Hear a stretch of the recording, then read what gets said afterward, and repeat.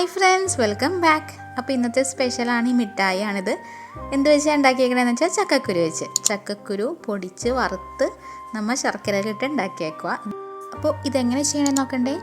അതിനു മുമ്പ് ചാനലൊന്ന് സബ്സ്ക്രൈബ് ചെയ്ത് സപ്പോർട്ട് ചെയ്യണേ. വീഡിയോ ഇഷ്ടമെങ്കിൽ ലൈക്ക് ചെയ്യാനും മറക്കരുതേ. നമ്മുടെ ചക്കക്കുരു എടുത്തിട്ടുണ്ട്. അത് നമുക്കൊന്ന് വറുത്തെടുക്കണം. വറുക്കാൻ വേണ്ടിയിട്ട് ഞാൻ കുറച്ച് കല്ലുപ്പാണ് കേട്ടോ ഉപയോഗിക്കണേ. കല്ലുപ്പിലിട്ടിട്ടാണ് വറുക്കണേ, അല്ലെങ്കിൽ മണലിലൊക്കെ ഇട്ട് വറുക്കാം.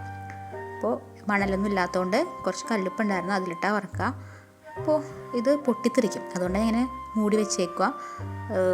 സംഭവം ഇങ്ങനെ പൊട്ടി ഇങ്ങനെ തെറിച്ചിങ്ങനെ വരും. അപ്പോൾ സൂക്ഷിച്ച് വറുക്കണേ. അപ്പോൾ ഇത് ഓൾമോസ്റ്റ് ആയിട്ടുണ്ട്. അപ്പോൾ അതെ ഇത്ര ആകുമ്പോഴേക്കും നിർത്തിയേക്കാം.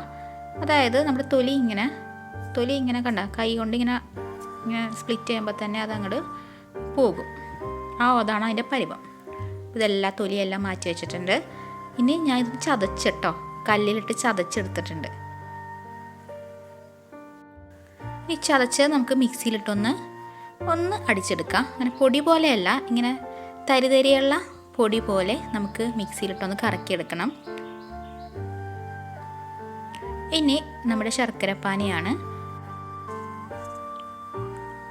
പതഞ്ഞിങ്ങനെ വരുന്നുണ്ട്. ഈ പതയെല്ലാം മാറി കഴിയുമ്പോഴേക്കും നമുക്കൊന്ന് ടെസ്റ്റ് ചെയ്ത് നോക്കാം. ടെസ്റ്റ് എന്ന് വെച്ചാൽ കുറച്ച് വെള്ളം എടുത്ത് വെച്ചിട്ടുണ്ട്, അതിലേക്ക് ഓരോ തുള്ളിയടി ഇട്ടിച്ചിടുക.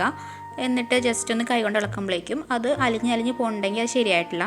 ഒന്നും കൂടി അപ്പോൾ ആ പാനി ഒന്നും കൂടി വറ്റിച്ചെടുക്കാം.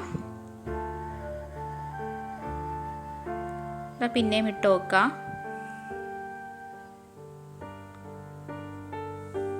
അപ്പോൾ അതെ ഇത് ശരിയായിട്ടുണ്ട്. ഇതിങ്ങനെ കണ്ട ഒരു ക്രിസ്റ്റൽ രൂപത്തിൽ നമുക്ക് കിട്ടണം. ഇതിനെ പറയണത് സോഫ്റ്റ് ക്രാക്ക് സ്റ്റേജ് എന്നാണ്. ആ ഒരു സ്റ്റേജിലെത്തുമ്പോൾ മാത്രം ഇത് എടുത്ത് വാങ്ങി വെക്കുക. എന്നിട്ട് ഇതിലേക്ക് നമുക്ക് നമ്മുടെ ചക്കക്കുരു പൊടി ചേർത്ത് കൊടുത്ത് നല്ലോണം ഒന്ന് മിക്സ് ചെയ്തെടുക്കാം.